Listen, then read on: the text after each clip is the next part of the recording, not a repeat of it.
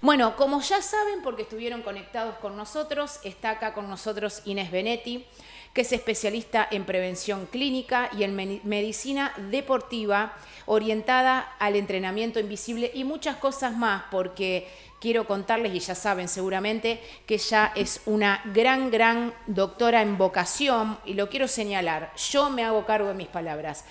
He transitado mucho por doctores y demás y me parece que tiene que haber un cambio en cuanto a la medicina integrada, que el doctor pueda ver y ser consciente de mis emociones para poder curarme y ayudarme a aprender.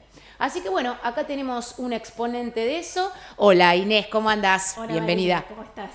Bien. Bueno, un placer que estés acá. Primero quiero, antes de arrancar, aconsejar a todos que en Funes está esta revistita donde hay una gran nota que ella escribe, después las vamos a pasar, se la paso acá. Hola Vale también, que no te saludé, perdón, ¿cómo andás?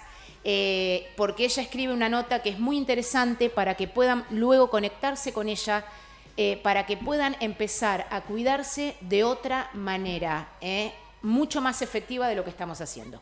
Bueno, Inés, un placer que estés acá con nosotros. Gracias. Bienvenidas a Funes, que viste qué lindo que está Funes. Muy lindo. Bueno, bueno, el primer tema, son un montón de temas que quiero hablar con vos, pero hay uno que sí es muy importante y nos inquieta de hace años, que es la obesidad. Sé que es largo, sé que las preguntas son muchas, pero a mí me gusta siempre comenzar por el principio de la cuestión, ¿no? ¿Cuál es el núcleo de la obesidad, digamos? Porque hay nenes que creo, corregime, ¿no? Pero hay nenes que no nacen obesos o sí nacen obesos. Luego se hacen obesos. La obesidad en realidad es un tema muy amplio, perfecto como vos lo decís, que lo venimos arrastrando hace muchos años. Se decía que ya veníamos en una pandemia de la obesidad que estaba generando muchísimos problemas en salud. Inclusive es uno de los desafíos más grandes de la salud, la obesidad y la diabetes de los últimos tiempos. La génesis de la obesidad, que es tu pregunta, en realidad podríamos definirla como una herencia multifactorial. Es decir, desde un punto de vista lo podríamos atribuir a algo genético en algunos casos, pero en otros casos esa herencia puede ser por costumbres o conductas que la familia en sí adopta desde inclusive la gestación de ese niño o niña. También hay un montón de otros factores ambientales, como por ejemplo la exposición a un estrés crónico a lo largo de determinados momentos de la vida o en las primeras infancias puede predisponer a conductas de tipo, entre comillas, compulsivas con el alimento, a llevarnos a no poder tener un control sobre determinado tipo de ingestas y elegir a lo mejor alimentos que son, en definitiva, muchos más calóricos y que nos predisponen más a ese círculo vicioso y no poder salir de esa situación perjudicial. También la disminución de la actividad física en general, en la población general, es otro factor predisponente. Últimamente se está hablando mucho, en realidad, de lo que es la epigenética. Entonces, Perdón, ¿cómo? Epigenética. Nosotros podemos arrastrar un gen determinado para, por ejemplo, tener mayor predisposición a la obesidad. Un ejemplo. Se puede dar también para la hipertensión y para un montón de otras patologías. Antes, nosotros íbamos al médico y antes y ahora inclusive también es un dato muy importante, uno pregunta antecedentes familiares a la persona. ¿Por qué? Porque es algo que si vos en tu familia tuviste determinado tipo de antecedentes, miramos con otros ojos o tenemos ciertos recaudos a la hora de abordar al paciente. Pero antes era más determinante. Si vos a lo mejor tenías antecedentes de obesidad en tu familia, esa persona pensábamos que no iba a zafar. Pero la epigenética vino un poco a empoderarnos. Es decir, sabemos que el medio externo en donde la persona nace, inclusive en la panza donde se gesta, influye mucho en si ese gen se va a expresar o no en la edad adulta. Es decir, los factores de alimentación, que ahí estaría lo que es las costumbres, las conductas, los hábitos de cada familia, el ejercicio físico, el estrés medioambiental, la elección del alimento que tengamos, etcétera, va a impactar directamente en que ese gen, en realidad los genetistas dicen o se inhibe, o sea, se activa, ¿no? Uh-huh. Entonces, digamos que es multifactorial, no es determinante. Y que vos en tu familia hayas tenido antecedentes de obesidad, lo único que tenés que ocuparte es de tratar de modificar mucho más, a lo mejor, algunos factores de riesgo que te van a fomentar o invitar a padecer esa enfermedad. Ahora, también cualquier otra persona que no tuvo antecedentes puede manifestarlo igual. Uh-huh. O sea Bien. Que el tratamiento y el abordaje en la mayoría de los casos es el mismo. Pero, por ejemplo, yo, mamá, ¿cómo me doy cuenta si uno de mis niños o mi hija está empezando a tener algún síntoma de obesidad? ¿Cuál es el semáforo rojo que yo tengo que tener? Primero que la mayoría de los padres conoce sus hijos. Entonces, cuando nosotros hablamos de alimentación o de hambre, uh-huh. podríamos decir que existen 3 tipos de hambre. A ver, tenemos el hambre estructural, el hambre del placer y el hambre emocional. Bueno, explícame. Entonces, el hambre estructural es lo que nosotros necesitamos para subsistir, para vivir, incorporar determinado tipo de alimentos en calidad y cantidad para poder hacer la vida diaria a la cual nos enfrentamos o decidimos hacer. Si hacemos actividad física, a lo mejor tenemos que meter un poco más u otra variedad de alimentos. Entonces, ahí es los hidratos de carbono, las proteínas, las grasas de determinado tipo, el agua, para que tu célula reciba todo y el cuerpo esté tranquilo y funcione bien. Uh-huh. Luego tenemos el hambre del placer, que a lo mejor son alimentos que no te nutren, que podrían estar o no, pero que a vos te gustan mucho. Uh-huh. Pero en realidad es placer cuando vos activás tus 5 sentidos. Si no, no hay que engañarse, no es placer. O sea, el placer tiene un principio y tiene un fin. El placer implica que yo miro el alimento y lo disfruto al verlo, que yo al alimento a lo mejor al cocinarlo lo voy disfrutando, que me lo meto en la boca y lo mastico, lo degusto, porque desde la garganta para abajo es todo, ahí ya nos sentimos más. O sea, el momento en donde realmente sentimos el placer es un ratito en la boca. Claro. Y vos fíjate que hoy en día hay muchos problemas en cómo estamos comiendo o alimentándonos. Sí, ni siquiera masticamos y tragamos, ni siquiera registramos lo que comemos. Entonces viene el tercer punto, que sería el hambre emocional. El hambre emocional es cuando a lo mejor ni decidimos lo que comemos en forma compulsiva y no registramos, no masticamos. Eso no es hambre. Eso pasa por otra cuestión. No nos olvidemos que el alimento tiene disparadores que se le dice de tipo químico a nivel del sistema nervioso, que nos pueden invitar a sentir placer de algún modo ante determinados momentos, ¿no? Uh-huh. Entonces, a veces la comida, los chicos la utilizan como en determinados momentos que a lo mejor pueden estar un poco más ansiosos o que están con un estrés o preocupados por algo, el alimento lo utilizan como un chupete o un salvavidas para zafar un ratito, porque químicamente les puede dar un poco de placer de alguna situación.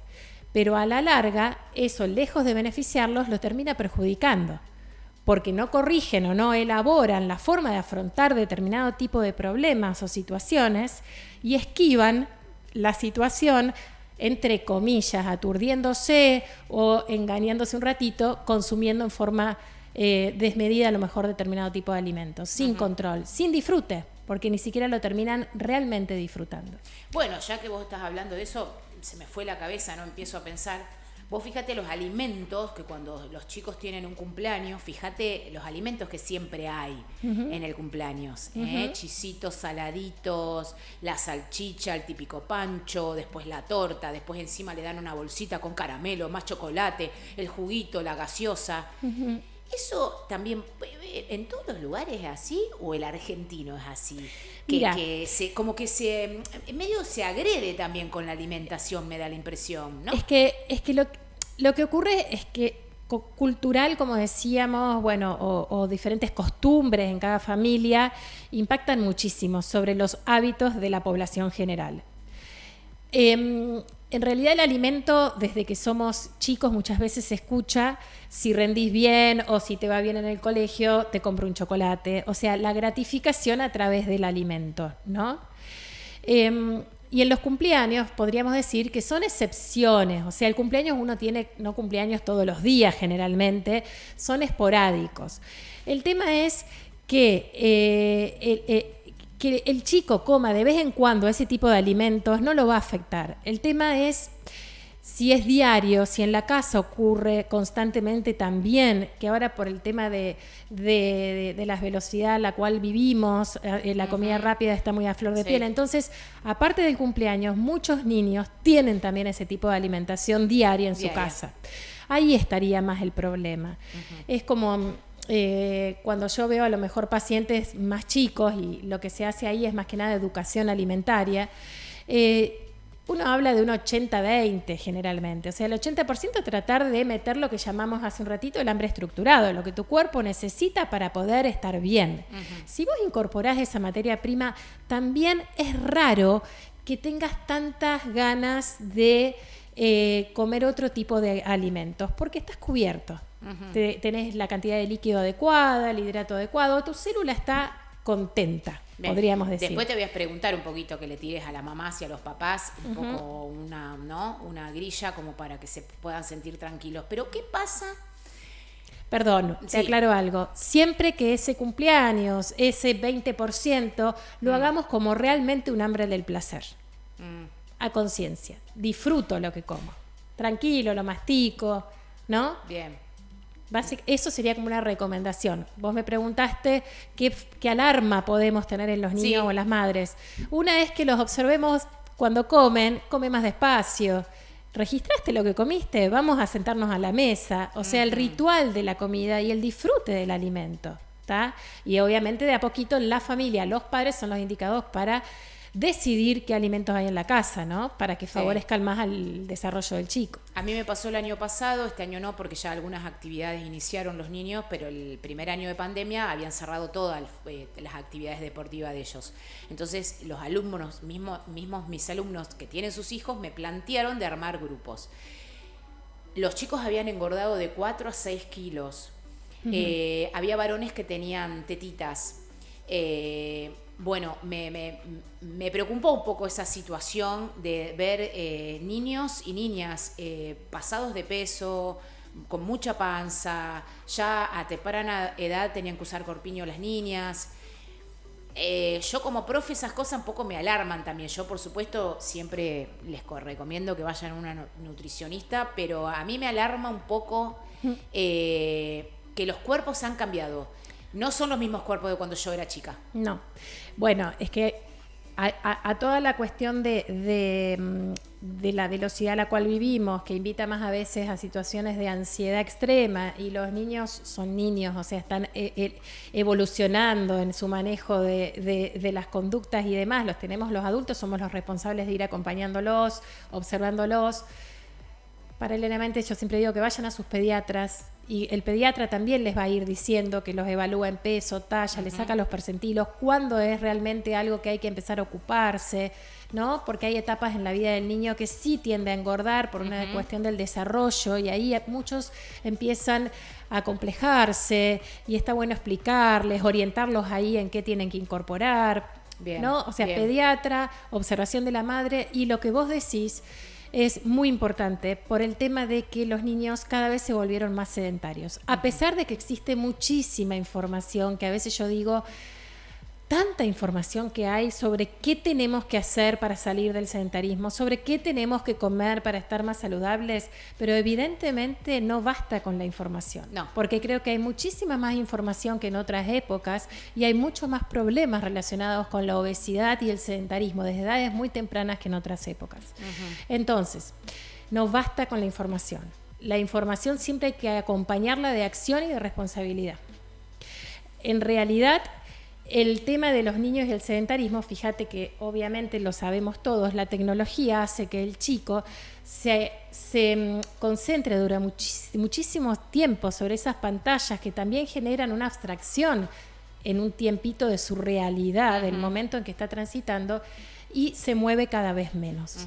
Un niño y un adolescente tiene que moverse por día mucho más que un adulto. Nosotros decimos que para sacar a un niño de su sedentarismo debería hacer aproximadamente 12.000 pasos por día. Eso implica 12.000 pasos por día. Eso, vos fíjate que si vos observás cualquier chico que no esté con un teléfono, lo vas a ver que se está moviendo todo el tiempo, porque es lo que necesita para evolucionar saludablemente. El cuerpo mismo le pide ese movimiento. El niño es activo porque tiene un montón de cuestiones inmaduras y necesita ir descargando, elaborando, gestionando todo lo que es la coordinación. O sea, la naturaleza lo va a llevar a que se mueva. Nos anestesia el tema de las pantallas y la tecnología, y entonces los chicos se mueven mucho menos de lo que naturalmente, antes nosotros siempre lo decimos, o los profesores de educación física justamente ven muchos problemas de coordinación en edades tempranas. ¿Por qué? Porque antes vos te trepabas a un árbol, estabas mucho más tiempo en la calle. Está bien, el tema o la infiltración de la inseguridad también es una contra que hace a qué, pero también se suma la tecnología. Hay gente que vive en muchos casos en barrios cerrados y que no está un tema, o hay clubes que la gente va y no existe el tema de la inseguridad ahí, y a pesar de eso no se destraba en muchos casos el tema del sedentarismo. Entonces es muy importante que nos volvamos, todos en general, seres humanos más activos. Todos. ¿Por qué? Sí. Todos, porque los chicos también. Siempre decimos que vos a un niño le podés hablar mucho, pero él ve mucho más de lo que escucha. Entonces, con el ejemplo es la mejor forma de transmitir un cambio de hábitos en los chicos. Los seres humanos aproximadamente, los adultos, para salir del sedentarismo deberíamos caminar 10.000 pasos por día. ¿Cómo hacemos para saber cuánto caminamos? Hay gente que tiene relojitos. Por ejemplo, hay muchas maneras. Hoy en día, aprovechar la tecnología para algo... es muy útil para muchísimas cosas, pero para esto... Después te hago un paréntesis sobre ese relojito. Bueno, podés bajártelo, pero controlarlo 1-2 días, por lo menos para ver cuántos pasos haces. Sí, ¿entendés? Para ver si sos sedentario o no. Entonces, primero intentemos salir de ese sedentarismo. Primero averiguamos si soy sedentario. Primero averigüémoslo. Si caminás entre 7.000 y 10.000 estaríamos saliendo de la zona del sedentarismo. Bien. Obviamente, si tenemos una actividad, un ejercicio físico, diríamos, reglado, va a ser más fácil. Ahí sumamos un montón de pasos. Pero yo siempre recomiendo lo simple. Y si no tenés reloj y no tenés el cuentapasos, que también viene un aparatito para tenerlo en un bolsillo, y contar algunos días, por lo menos no te autoengañes y hace estas cuestiones. Si vos te vas a trabajar y dejás en una playa de estacionamiento, por ejemplo, o estacionar el auto, cuanto más cerca mejor, cambia ese chip y decís, lo dejo cuanto más lejos mejor para mí. Claro. Y caminás 1 o 2 cuadras más. Si yo estoy sentado en una computadora durante 45 minutos más o menos trabajando, me pongo una alerta, una alarma al principio para cada 45 minutos para estar 10 minutos en movimiento. Me paro de vuelta alrededor de mi escritorio. No hay excusas, porque no hace falta una extensión de espacio. Podemos hacer estáticamente movimientos de piernas, de brazos, y ponemos el sistema musculoesquelético en movimiento. ¿Estamos? Entonces, si tengo escaleras, agarro la escalera en lugar del ascensor, a cualquier lugar donde vaya. Empiezo a transformarme, a ponerme el chip de ser humano más activo. Sí, te entiendo perfecto. Entonces... por ejemplo, ¿qué pasa cuando somos obesos? Y después quiero tocar otras cuestiones también que son interesantes. Las pastillas, las operaciones. Viste que enseguida, a mí me ha pasado, he tenido muchos alumnos que le daban la pastillita, en teoría era todo natural, y después se descubría que hay una pseudo o efedrina ahí adentro. Bueno, en realidad la persona que transita el sobrepeso y la obesidad, en muchos casos, para corregir en realidad esa cuestión, hay que hacer un cambio muy importante de hábitos. Es lo único que nos va a poder mantener en el tiempo un cambio de hábitos a conciencia, guiado, con muy buena educación a lo largo del tiempo. Y sabiendo que es una enfermedad crónica y recidivante. O sea, saber que es una cuestión que puede volver. Pero el tema es el cambio de hábitos. Eso es la base del tratamiento. Hay cuestiones o personas o pacientes particulares, o sea, cada caso es un mundo, que a lo mejor requiere determinado tipo de intervenciones. Pero dentro del mundo de la farmacología en obesidad no hay aprobada mucha medicación hoy en día, y la que hay aprobada la da un médico, un profesional, y no es esa medicación a la cual vos te estás refiriendo. Es otro tipo de medicación que no genera ese efecto mágico de bajar muchísimos kilos en poco tiempo, que inclusive le genera trastornos del estado de ánimo, los pone mucho más ansiosos, Sí, claro. porque en muchos casos tienen sustancias contaminantes adentro, o en muchos casos pueden llegar a tener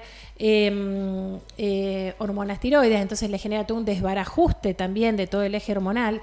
Es como pan para hoy y hambre para mañana. O sea, es buscar el efecto mágico. Y Pero lo bueno, mágico no existe. Me hago cargo yo siempre de mis palabras. Conozco médicos que la dan, quiero decirlo. Así que ojo. En realidad yo siempre digo, ¿no? Que creo lo hablábamos con vos fuera de la radio. Todos los seres humanos somos diferentes, y los profesionales en realidad pueden tener, como hay seres humanos con criterios determinados, hay buenos o malos, o con ciertas visiones ante el tratamiento o el abordaje de determinadas patologías. Hay de todo en este momento. Por eso yo siempre trato de empoderar primero al paciente.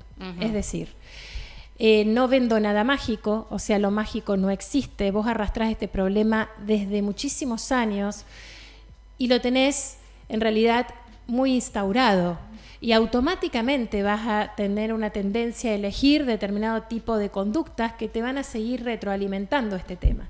Entonces es muy importante el empezar a entrenarlos en darse cuenta la persona, ¿me entendés? En qué momento se está saliendo, o sea, que no se autoengañen, es lo clave.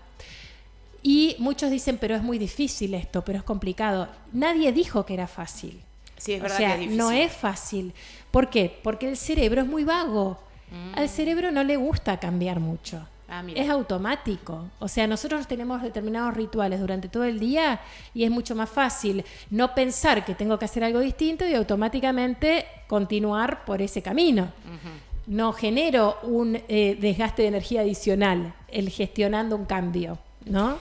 Pero bueno, la solución es un cambio de actitud frente a determinados hábitos a lo largo, como un cambio del estilo de vida, que no solamente implica alimentación, ¿no? Pero entonces esto que dijiste me parece interesante. Corregime, por supuesto, si estoy equivocada, pero si yo quiero encarar yo sería obesa y quiero encarar un camino de cambio, el primero que tengo que invitar a ese cambio va a ser a mi cerebro.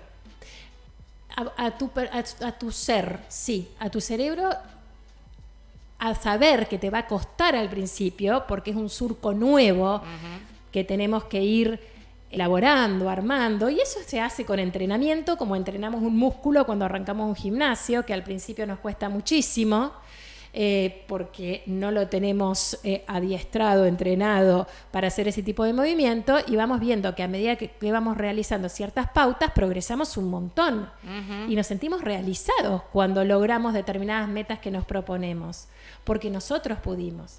Es como yo le digo a mis pacientes, yo te doy herramientas, te puedo acompañar, te puedo guiar, te puedo intentar objetivamente hacer ver algunas cuestiones, pero vos sos el protagonista de este cambio. Lo que ocurrió a lo largo de estos años es que se depositaba mucho en los profesionales de salud justamente tu curación o tu sanación, o sea, tu problema, ¿no? Se depositaba. Vengo acá a que me soluciones el problema. O la típica frase, no sé, no te voy a bajar de peso, no sé si te voy a poder bajar de peso. Claro, no es a mí, es a vos. Es claro. a vos. O sea, yo doy las herramientas. Acá venís una vez cada tanto. Vos estás todo el día con vos misma. Sos vos las que las tiene que ejecutar. La responsabilidad es tuya. Entonces, ahí es donde la persona empieza a hacerse responsable de sí misma, ¿no? Y a poder gestionar y darse cuenta.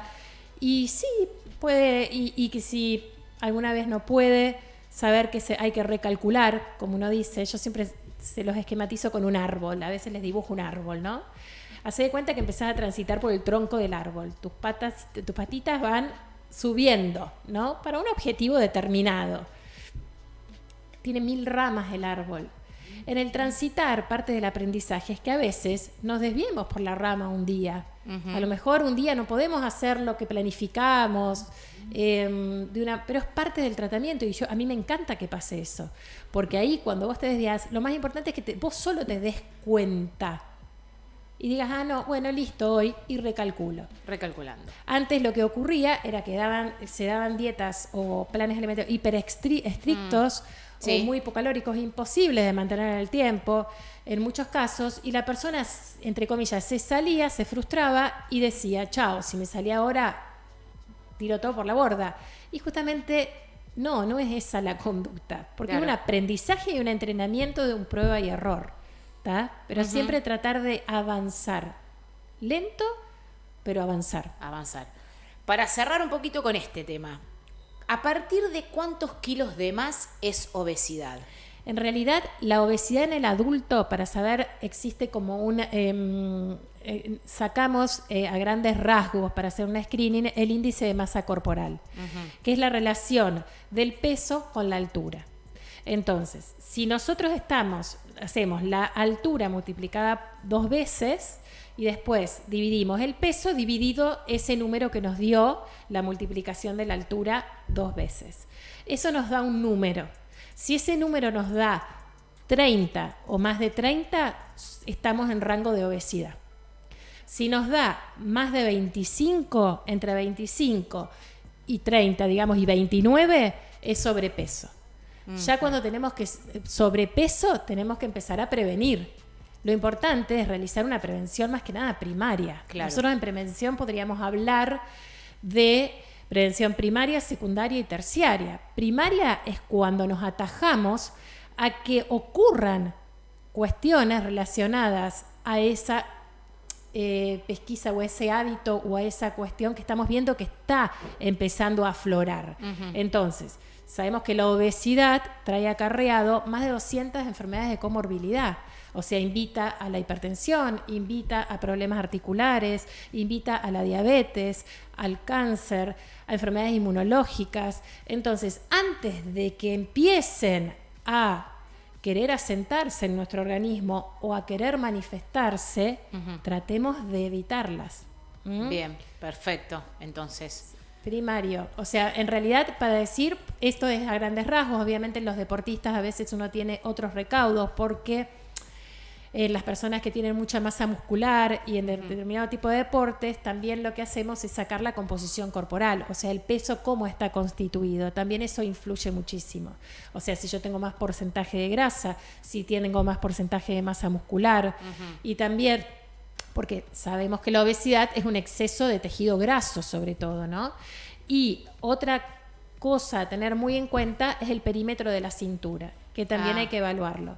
O sea, cuando nosotros empezamos a ver que vamos evolucionando en años y nos vamos haciendo cada vez más panzones, entre comillas, y con menos cola, es un signo de alerta. O sea, el perímetro de la panza, cuando generalmente, o sea, hay diferentes tablas, pero estoy hablando a grandes rasgos, cuando tenemos más de 88 centímetros del perímetro de cintura a la altura del ombligo en la mujer y más de 102 en el hombre, ya estamos en un riesgo cardiovascular. Oye, anota, hay que medirse. 88 la mujer, dijo. 102 el hombre. Me mido hoy a la noche. Pero en realidad es para ir teniendo ciertos parámetros sin entrar en una alerta y preocupación, sino, como yo digo, los adultos somos supuestamente maduros, ¿no? Y cuando lo lógico sería que cuando me dicen algo y yo veo que que puede llegar a ser un problema si no lo voy atajando y no nos ocupamos, ¿para qué nos vamos a engañar? O sea, consultar, pedir ayuda y empezar a ocuparse. Sería la cuestión, sin tanto alerta, ¿no? O alarma. Sí, está perfecto. Bueno, Vamos a otro tema que también es muy apasionante, que a mí nos encanta a todos en realidad porque pocas oportunidades tenemos de hablarlo, que son las sustancias tóxicas. Y quiero decirte qué entiendo yo, y después vos me decís si estoy correcta. Para mí las sustancias tóxicas son un montón. Porque cuando uno dice sustancia, droga, sí, está bien, la droga, perfecto, claro que entra primera. Pero también yo veo que hay un abuso de fármacos, que el ser humano común, viste esto de ir a la farmacia, me compro tal cosita, ay, me duele acá, vos sabés que mi amiga el otro día fue al médico, se dijo, compró tal cosita, me la compro, me la tomo. Eso me parece, y bueno, ni hablar el alcohol, la falta de sueño, bueno, mucho, pero esto de los fármacos me parece que es importante señalarlo, porque hacemos abuso de ellos muchas veces. Sí, en realidad las sustancias tóxicas, es como perfectamente vos lo describís, es muy amplio, ¿no? Todo lo que sea desregulado, es decir, la automedicación, que está muy, y sobre todo acá en Argentina hay muchísima automedicación, termina siendo un problema. Primero que no nos va a terminar solucionando en muchos casos la cuestión en sí, sino que nos emparcha, nos zafa para seguir manteniéndonos a lo mejor realizando las actividades que queríamos hacer en el día. Desde los analgésicos, que a la persona le duele un poquito la cabeza o le duele un poquito el cuerpo y enseguida consume analgésicos. O la automedicación con respecto, en muchos casos, si bien son de venta con receta archivada y demás, los ansiolíticos o las benzodiazepinas, cuando la persona no puede dormir bien, a lo mejor se lo pide un amigo o una amiga y se empiezan a automedicar. O el amigo médico. O bueno, ahí ya estaría, no, si el amigo médico se lo da sin una evaluación del paciente, ahí ya no estaría bueno, ¿no? Porque lo importante, a ver, es si vos tenés algo que te está incurriendo en algún momento, consultá a un profesional. Y si realmente necesitas medicación, a lo mejor él te la va a dar en una dosis determinada, un tiempo determinado, y de esa manera sí te va a generar un beneficio. Pero automedicándote podés generarte un perjuicio a la corta y a la larga sobre determinado tipo de fármacos. Entonces, tomate el tiempo para tu salud, yo siempre digo. El tema es que vivimos en un tren bala que parecería que no tenemos tiempo para nada y menos para dedicarnos a nosotros mismos yendo a un médico. A lo mejor tiempo para hacerse los tratamientos faciales, el botox y todas esas cositas hay. Para eso a lo mejor a veces hay, ¿no? Sí. Pero para realmente, ¿qué ocurre? Vos a lo mejor a veces vas a un médico y el médico te va a dar herramientas que vos vas a tener que empezar a implementar. Entonces vas a tener que trabajar un poquito. Bueno, pero si yo tengo un montón de amigos, fui al médico. Sí, ¿qué te dijo? No me dio nada. Y se enojan porque el médico no le dio nada. Es que las personas hoy en día, puedo incluirme, nos podemos incluir a la sociedad en sí hoy en día, entró en un tema de todo para ayer, todo ya. Muchos le dicen la sociedad del rendimiento, o sea, no tenemos tiempo de estar cansados, no tenemos tiempo de dormir un poco más, no tenemos tiempo de hacer las cosas con atención en el momento que le estamos haciendo, ¿no? Y eso no nos damos cuenta, sí creo que ya nos estamos dando cuenta, nos está haciendo un daño tan grande que no podemos realmente terminar de disfrutar lo que vamos haciendo y transitando, y eso nos invita a retroalimentar cada vez más ese estrés crónico que también veníamos arrastrando hace años y hace rato, ¿no? Entonces, como mecanismo de subsistencia, o sea, yo no tengo tiempo para descansar adecuadamente, no tengo tiempo para alimentarme adecuadamente, y yo a veces digo, no somos máquinas, somos seres humanos y fisiológicamente el cuerpo necesita ritmos, si no existe lo que también podríamos llamar un estrés fisiológico, y eso genera desbarajustes en el organismo muy relacionados con el cortisol y la adrenalina, que son lo que se descargan ante determinadas situaciones de estrés. Un ratito y a corto plazo, bárbaro, pero cuando lo mantenemos en el tiempo, todo el tiempo retroalimentando esas situaciones, genera un desgaste muy grande, que termina generando también incluso consumo de los neurotransmisores nuestros, de la serotonina, dopamina, que son neurotransmisores que nos invitan a lo mejor al bienestar, a la felicidad, al relax. Entonces, ¿qué pasa? Estamos insertos en ese estado químico de alerta y de alarma constante, nos vamos quedando sin determinado tipo de sustancias y ¿qué ocurre? Buscamos, como estamos en esta sociedad del rendimiento, sin tiempo, etcétera, cosas mágicas. Desde, entre comillas, sustancias mágicas, consultas mágicas, alimentos, snacks rápidos que no nos generen, entre comillas, pérdidas de tiempo, ¿no? Tiempo como físico hablamos. Entonces, lo único que terminamos haciendo es inhibiendo cada vez más los neurotransmisores, la materia prima que nuestro cerebro está preparado para gestionar, realizar, autorregular. Si vos, es como todo, hay mucha gente a lo mejor que ha tomado determinado tipo de hormonas durante X cantidad de tiempo, por ejemplo, las tiroides, que es muy frecuente. Cuando vos tomás una hormona, y obviamente las de tiroides están indicadas en determinados casos que la glándula no está funcionando bien, etc. Entonces se requiere la utilización de la hormona tiroidea. Pero en realidad, cuando vos tomás algo exógeno, el cuerpo deja de fabricarlo. En el caso que lo necesites, bienvenido sea y que exista. Pero hay gente o personas, eso se ve muchas veces en los deportistas con el tema de los anabólicos esteroides, que no lo necesitan, es doping positivo, está contraindicado y que se consuma y empiece a inhibir la secreción natural del cuerpo. Y a la larga empieza a producir todos desbarajustes del eje endocrino, por ejemplo. Con las sustancias tóxicas, hablamos de marihuana, cocaína, etcétera, también a nivel del sistema nervioso ocurre lo mismo, es el mismo mecanismo. Las drogas en sí, lo que vulgarmente se llama drogas, lo que hacen es darte un efecto mágico rápido sobre el área de recompensa, que es el área del placer del cerebro, aumentándote la carga de dopamina, por ejemplo, y de otros neurotransmisores. Cada droga actúa de diferente manera y produciendo más efectos sobre uno u otro neurotransmisor, pero en definitiva, más o menos todos funcionan parecido. O la nicotina también. Entonces, estás todo el tiempo generando artificialmente esa sensación de placer o de bienestar. Pero ¿qué ocurre? Las neuronas tienen la capacidad para tener ese tipo de neurotransmisor adentro, de hecho lo tienen, lo segregan, lo liberan a un espacio entre dos neuronas, es ahí donde generalmente sentimos el bienestar, la sensación de placer, y después lo recapta y vuelve a quedar ahí quietito esperando el turno para ser estimulado y liberado de nuevo. Si nosotros metemos una sustancia exógena o de afuera y empieza a comandar todo este sistema del placer, la neurona empieza a no funcionar adecuadamente porque no cumple su función de retroalimentación, de recaptación. Entonces, de a poquito, en muchos casos, nos podemos terminar quedando sin materia prima natural. Y las neuronas, si no funcionan, en muchos casos van muriendo.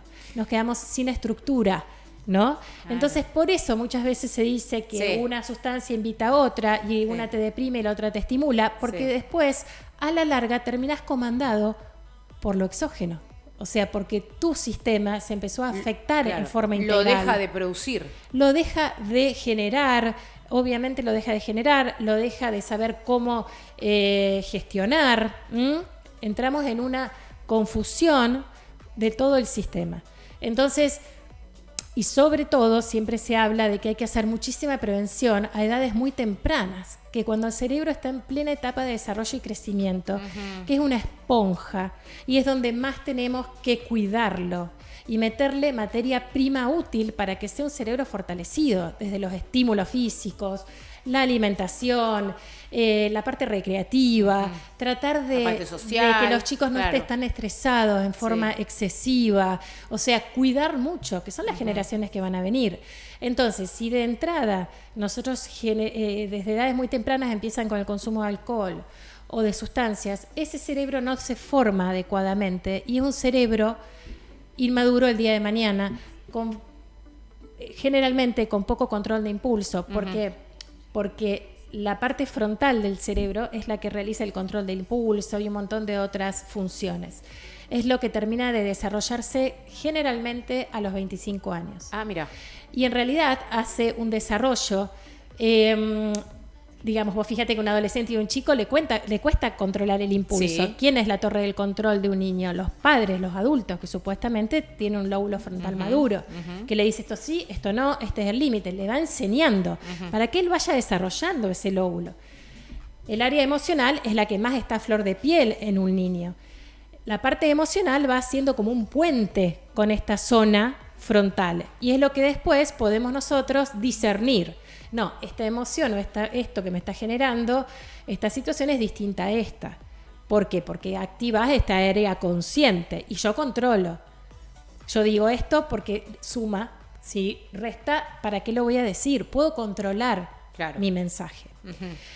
Si nosotros ponemos palos en la rueda durante las etapas de desarrollo y crecimiento, no se va realizando adecuadamente todo este cableado. Entonces genera un perjuicio, inclusive en la edad adulta, en el control de impulso, inclusive también sobre la memoria, que es donde actúan muchas sustancias, ¿no? Sobre una partecita que hay en el área límbica del cerebro que se llama hipocampo, que está muy relacionado con la memoria. Ah, mira. Yo quiero contarte, que seguramente lo sabrás, pero bueno, ya que hablamos de todas estas sustancias, hay mucha gente que consume marihuana, el típico que decimos, ¿no? Porro, que es como hasta, se empezó como que el porro, como que está todo bien, el porro está todo bien. Sí, naturalizar el porro. Yo la verdad no estoy tan de acuerdo con eso. Por supuesto, como vos decís, todos tienen distintas opiniones, pero yo, y no soy médica, he visto amigos míos que sé que han tenido graves problemas con la marihuana y como típico, ¿viste ese dicho que dice, viste, tiene las neuronas quemadas? Y es un poco cierto, me parece. La verdad que yo no soy científica, pero yo lo noto, que no controlan sus emociones, están llenos de ansiedad, tienen problemas emocionales, no pueden vincularse, no pueden formar bien una pareja, son duditativos, siempre necesitando de esta sustancia, creyendo que la pueden dejar. Porque vos le decís, no, yo porque me encanta, porque me hace bien, pero si yo la quiero dejar, la dejo. Y yo le trato de explicar que no, pero es mentira, no es que no la quieren dejar, no pueden dejarla. Esto es así, ¿no, Inés? Sí, es muy difícil porque son sustancias, como hablamos hace un rato, que en definitiva actúan sobre el sistema de recompensa de nuestro cerebro y es un sistema muy delicado. Entonces, si vos te adaptás a recibir el placer a través de una sustancia externa, hay cerebros y cerebros, hay personas y personas, pero la mayoría de las veces genera un desbarajuste que después cuesta mucho salir de esa situación. Y como vos decís, empieza a traer problemas, no solamente en vos mismo, sino en tu entorno, ¿no? Esa dependencia a la sustancia. Yo creo, y lo que sugiero siempre, es que cuando existe un consumo de sustancias, hacer una consulta, pedir ayuda. ¿A quién le consultamos? ¿A qué profesional? En realidad a un médico psiquiatra especialista en adicciones o si no a un médico clínico que también pueda realizar digamos tratamiento de adicciones. Consultar, porque primero hay que ver por qué vos estás queriendo recurrir al consumo de esa sustancia, ¿no? Hay que ahondar un poquito más, no se puede dar un mensaje masivo. Lo que ocurre, pero la marihuana de ninguna manera la naturalizo. De ninguna manera, como no naturalizo el tabaco, como no naturalizo el alcohol en forma excesiva. No le encuentro ninguna parte... si hago una lista comparativa, encuentro muchos más perjuicios y problemas que beneficios. Lo que tenemos que intentar hacer es empezar a entrenar todo el potencial que el ser humano tiene adentro para liberar esas sustancias en forma natural, ¿no? Y no ir buscando esas sensaciones euforizantes tan intensas que en definitiva nos suben y después nos bajan. El ser humano a veces debería entender de que la felicidad al 100% es algo muchas veces irreal, que uno tiene que aprender a vivir y transitar el día a día con cierta entre comillas, armonía, ¿no? Y conexión, sobre todo, con uno mismo y con el otro, y empatizando con el otro. Yo recomiendo tenerlo en cuenta. Lo que ocurre, una cosa es fumar un porro, como vos lo decís, y otra cosa es todo el mundo de la marihuana medicinal, que también hay muchísimos avances hoy en día. Sí, pero son dos cosas distintas. Es como yo generalmente digo, una cosa es la morfina, que se utiliza como tratamiento para determinado tipo de cuestiones, y otra cosa es el opio. Justamente la amapola, el opio, es lo que genera después la morfina. Pero la morfina está extraído lo que conviene para esa situación determinada, la indica un profesional en una dosis determinada y con un control determinado. Lo mismo, ojalá en algún momento se pueda terminar de gestionar el tema del cannabis medicinal, porque se está demostrando que para algunas cuestiones puede ser muy beneficioso. Pero bueno, se necesita en una dosis con una indicación médica adecuada, extrayendo lo que realmente funciona y se comprueba que funciona. En realidad yo no voy a ir a comprar el alcohol para desinfectarte, que ahora todos utilizamos en las manos, a una vinería.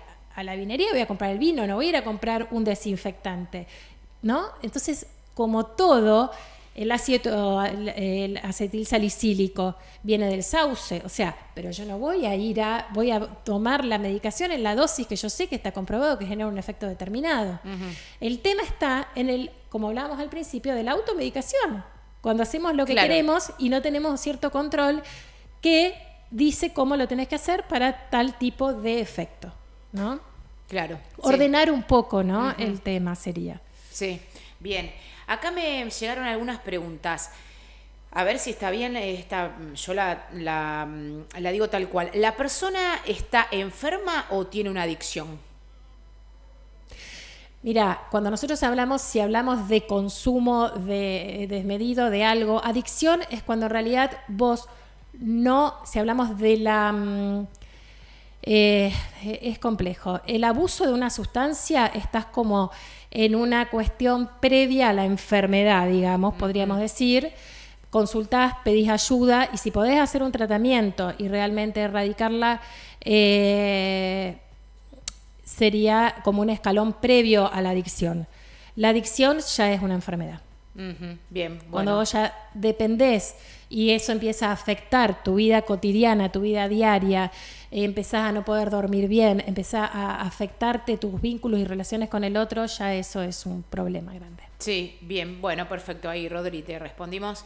¿El fármaco también produce adicción? Me preguntan. Sí, lo estuvimos diciendo. Produce dependencia, sí. Sí. Muchas veces psicológicas y otras veces químicas, depende cuál. Fíjate qué interesante, el Viagra. ¿Qué pasa con el Viagra? Porque, por las dudas, te cuento el contexto. Sé que los hombres, por ahí, por una edad o por alguna situación, patología, usan el Viagra. Pero lo que se está usando son los adolescentes que lo consumen con alcohol. Como parece un chiste, me tomo un Viagra si estoy al palo toda la noche. Bueno, ¿qué pasa con el Viagra? Los adolescentes no tendrían ningún tipo de indicación para consumir Viagra. O sea, están en una etapa de ebullición, no tendrían por qué tener una necesidad de realizarlo, más con una automedicación. Si quieren estar al palo toda la noche, lo van a estar naturalmente. No, exactamente. El tema es que el alcohol excesivo que existe en la juventud es un depresor y a veces aumenta las ganas, pero disminuye la capacidad. Okay. Lo que pasa es que a mí realmente me entristece mucho que un adolescente ni siquiera experimente su sexualidad al 100% con todos los atributos que tiene esa etapa y que artificialmente empiece a buscar alternativas, ¿no?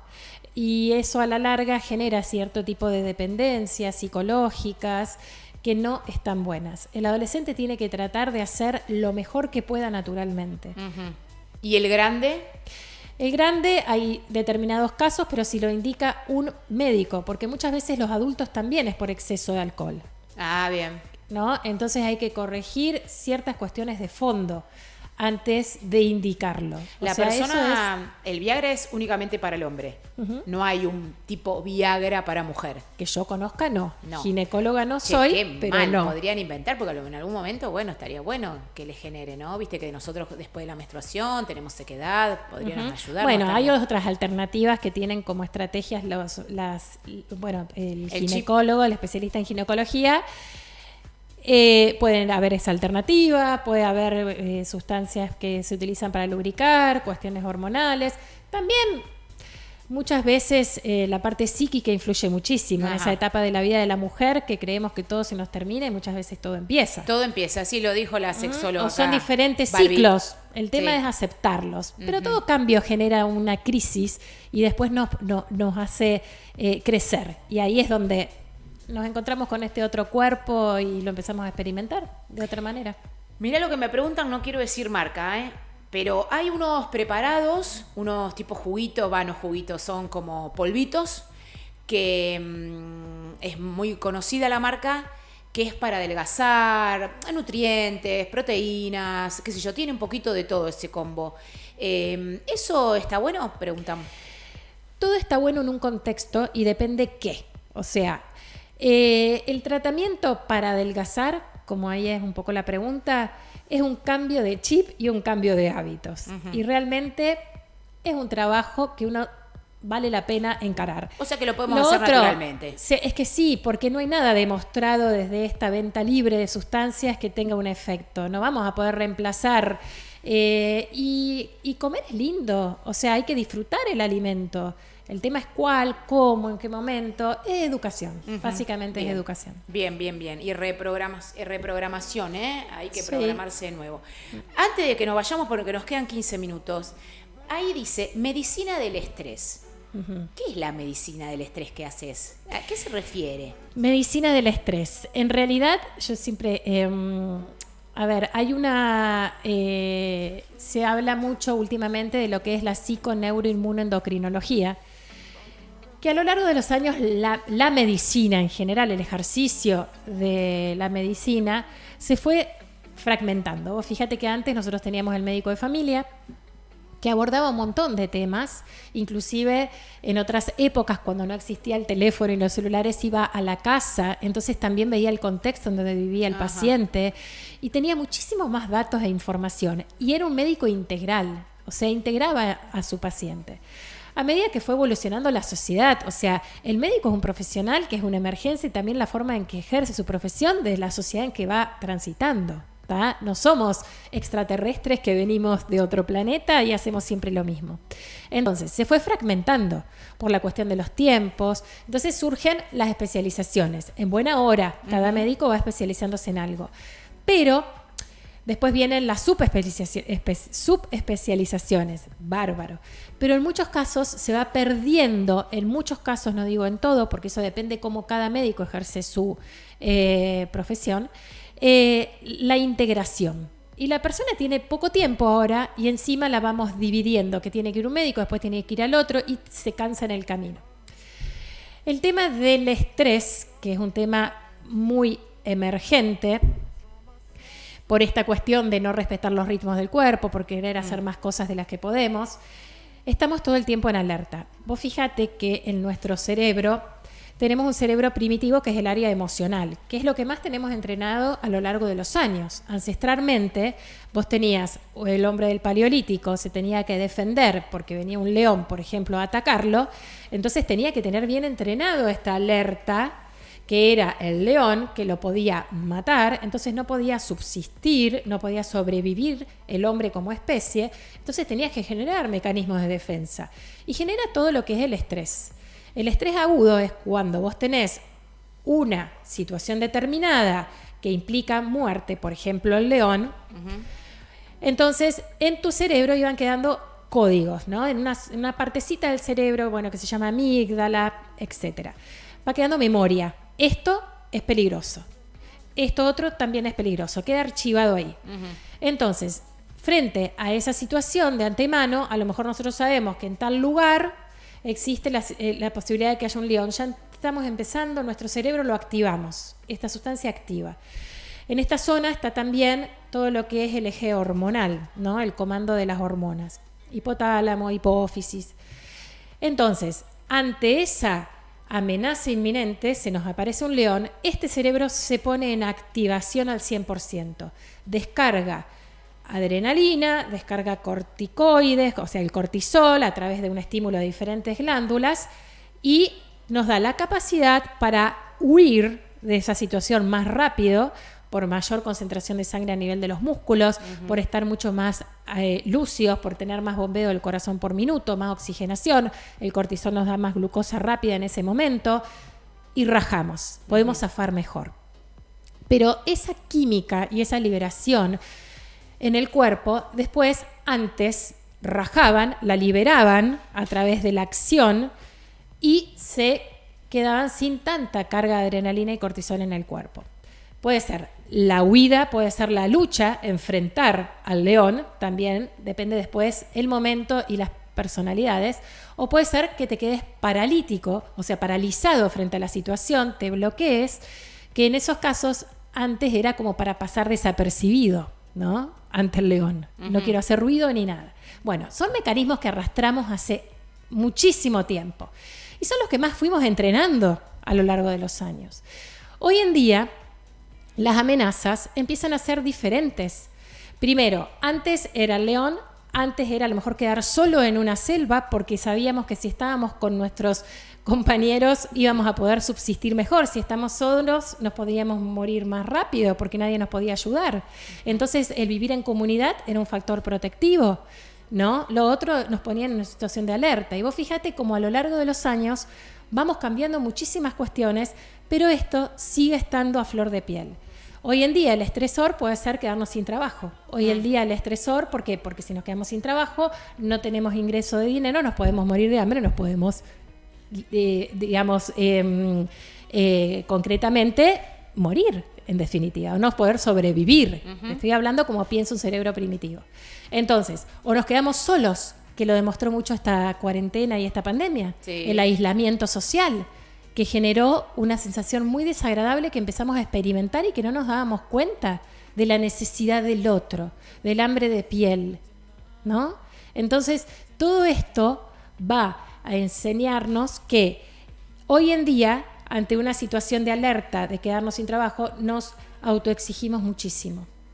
Y todo esto nos hace alejarnos mucho más de nuestras percepciones, que es la forma, en muchos casos, o sea, de lo que es la interocepción, de ver dónde estamos parados, dónde está mi cuerpo, qué siento, qué no siento, tengo hambre, tengo sed, tengo ganas de hacer esto, tengo ganas de hacer lo otro, me estoy pasando de rosca, estoy ya sintiendo mucha contractura en mi cuello, ni la siento.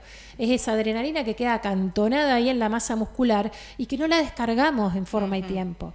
Entonces todo eso va generando, como dijimos hace un rato, una disminución de nuestra química saludable, digamos, ¿no? De la serotonina. Después todo esto va entrando en un círculo vicioso y nos interfiere mucho en el descanso.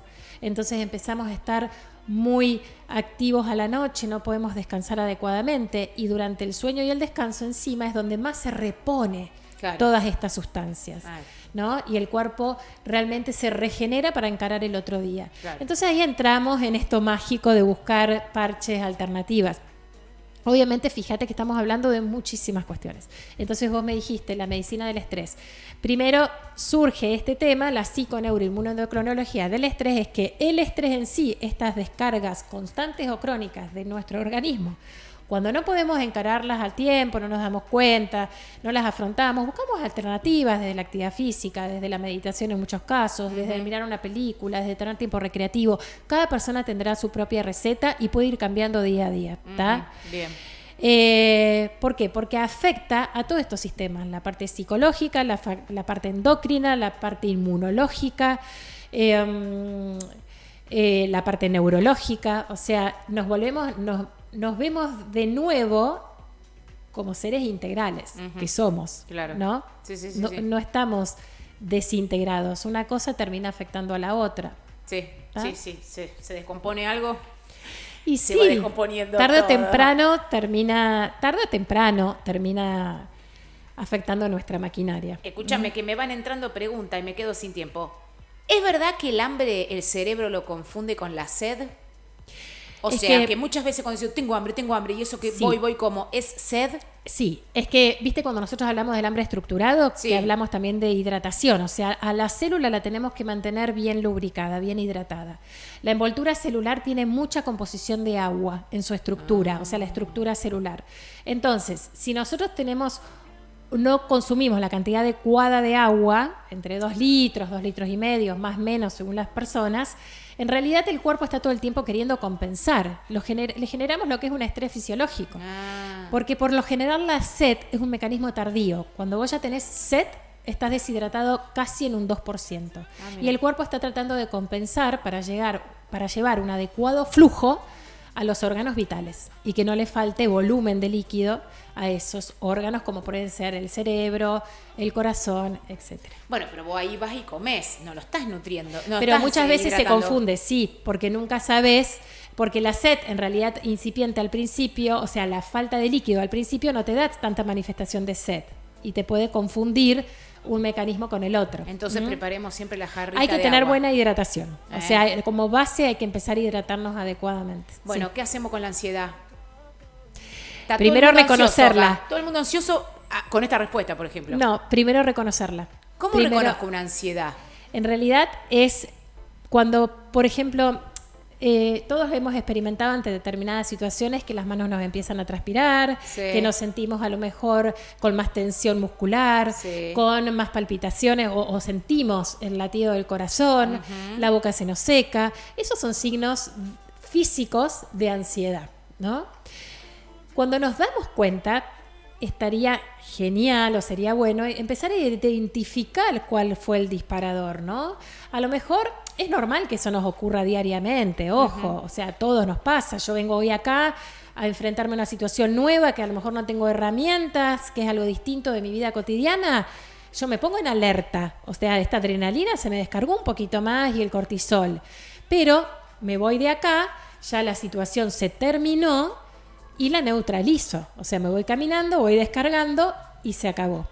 El tema también es cuando ante una situación determinada no tengo tiempo de descarga o no la puedo identificar y voy cada vez más entrando en ese estado de disconfort, ¿no? Y ni siquiera lo logro registrar. Y después termino a lo mejor con primero buscando como una forma para escapar ese displacer que me genera la ansiedad, consumir más sustancias determinadas como puede ser el alcohol en forma más de medida para zafar de esa situación desagradable que me genera la ansiedad, o también a la larga lo que es el impacto a nivel del órgano, que puede ser, bueno, la contractura crónica o si a lo mejor se te empiezan a disparar las cifras de tensión arterial, o sea, ya cuando empieza a haber llamadores de que hay algo, o sea, obviamente primero evaluarse, detectar los orígenes, pero en muchos casos... O cuando ya te agarra con la quinta media luna dentro de la boca.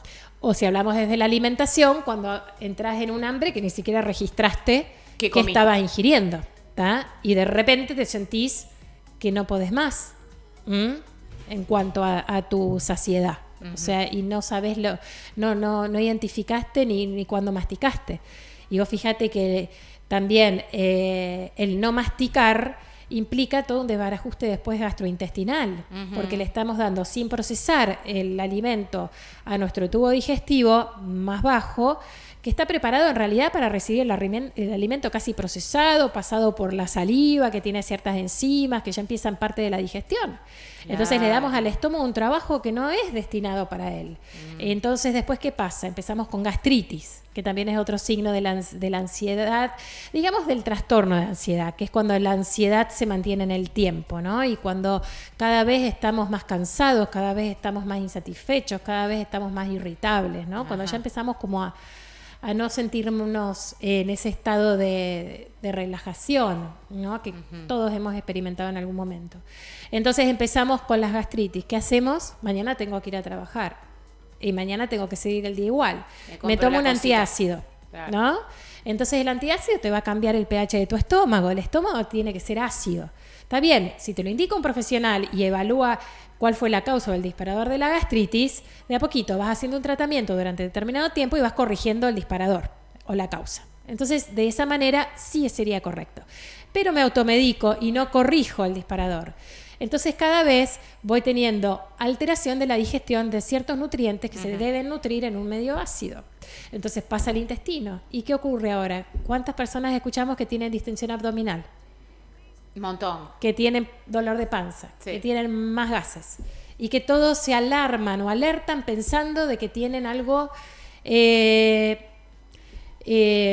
o que tienen una enfermedad celíaca u otra cuestión dando vuelta. Celíaca. Es que está de moda esa enfermedad.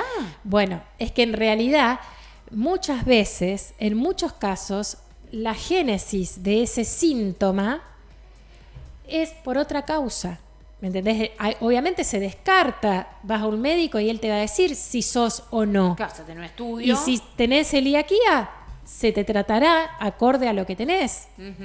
Pero existen otros desbarajustes que no son relacionados con esa afección y que la solución pasa por empezar a encarar la cuestión desde otro lugar, ¿no? Y no engañarnos. Bueno, Ney, primero les recomiendo que lean la nota de Vida Saludable, que está en las revistitas de todo Funes, que se llama Vivir Funes, así que léanla, está muy bueno, habla de más o menos bastante cosas que estuvimos charlando acá, está muy bueno. ¿Y dónde te encontramos? Acá yo tengo un teléfono, a ver si es correcto, 5309-000. ¿Ese teléfono cuál es? Ese teléfono es del Grupo Centro, que yo estoy atendiendo ahí una vez por semana, ¿tá? Es en calle Balcarce 421. Bien, y si no, ¿dónde más te podemos encontrar? Si no, en realidad yo estoy trabajando en muchos clubes y mi teléfono, tengo un teléfono celular que también pueden a través de, enviando un WhatsApp, pueden, si quieren un turno, pueden decir quiero un turno. Ajá. Y ahí nos comunicamos. Decinos. 3416-933231. Perfecto, ¿lo anotaste, vale? Así después lo pasamos por abajo. Perfecto. La verdad, clarísimo, que es lo que más me gusta, porque tiene que ser un lenguaje, uno no es médico, uno no está canchero y tiene que el profesional tiene que saber bajar y ser concreto y simple. Esto es lo que más queda. Ahí estamos pasando, mira, Inés Benetti, @charlas. Este es el Instagram. ¿Vos estás dando charlas? ¿Dónde das charlas? En realidad yo trabajo hace varios años en un club y ahí doy... ¿Qué club? En el Jockey Club estoy en el sector del rugby sobre todo y ahora en el departamento médico también del club. Ahí está Martín Mackey, le mandamos un beso a Martín, un amigo. Exactamente. Y bueno, en épocas prepandémicas habíamos empezado a dar varias charlas y ya hace muchos años se dan charlas a nivel general del club. Bueno. Y bueno, vía Zoom y esta cuestión de la virtualidad afectó un poquito todo. Y sí. En fin. La medicina, mira, de medicina del deporte y el ejercicio, mira qué interesante. Hoy no lo tocamos puntualmente, pero bueno. Específicamente a eso. La verdad, súper interesante, Ney. Tengo más preguntas, pero ya estamos y 5, se nos está yendo el tiempo. ¿Vos querés decirnos algo más o invitarnos a algún lugar o algo? No, que cuando tengan necesidad y no se sientan bien, no tengan miedo en pedir ayuda. Sí. O sea, que somos todos seres vulnerables y todos nos ocurren cuestiones y cosas y uno tiene que aprender a pedir ayuda. Está buenísimo. Bueno, yo te agradezco por tu buena onda, Ney, y sobre todo tu calidad humana, que repito, que no la veo en todos los médicos. Yo felicito a todos los médicos, que son varios, que tienen esta energía. Otros no las tienen, así que espero que tomen conciencia y se renueven, porque no somos físicos, no solo somos un cuerpo, tenemos un espíritu, un alma, y nos enfermamos porque las emociones no las podemos reconocer y a veces tenemos que ir y tener conciencia, que es lo que más nos cuesta, me parece, como seres humanos, poder revisarnos en profundidad. Así que bueno, gracias.